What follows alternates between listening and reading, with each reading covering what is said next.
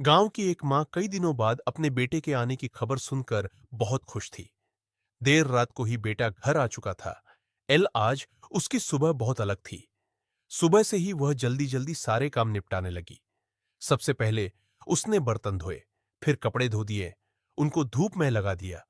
लगभग उसने सारा घर का काम कर लिया।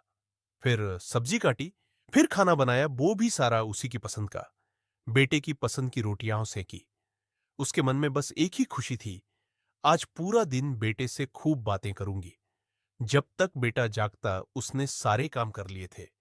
उसके बाद वो बेटे के पास चाय लेके गई। फिर उसका बेटा भी उठ गया और दोनों साथ में चाय पीने लगे।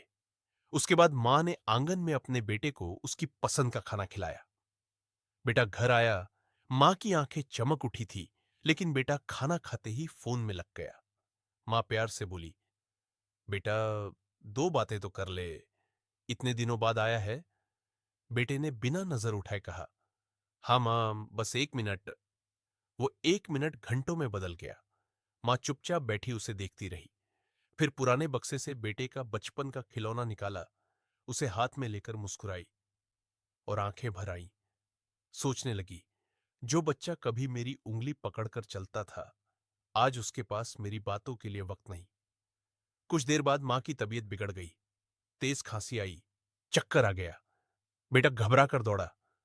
मां, क्या हुआ? मां बोली, कुछ नहीं बेटा, बस थोड़ा काम ज्यादा कर लूं तो शरीर में दर्द शुरू हो जाता है, और चाहती थी तू 2 पल मेरे पास बैठकर बातें करे, इसलिए सारा काम जल्दी जल्दी किया।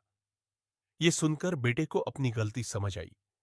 मां का हाथ पकड़ा और बोला, मां, अब मेरा समय सिर्फ आपका। मां बाप को हमारा पैसा नहीं, हमारा वक्त चाहिए।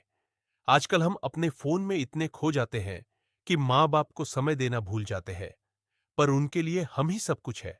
समय रहते इनकी कदर कर लेनी चाहिए।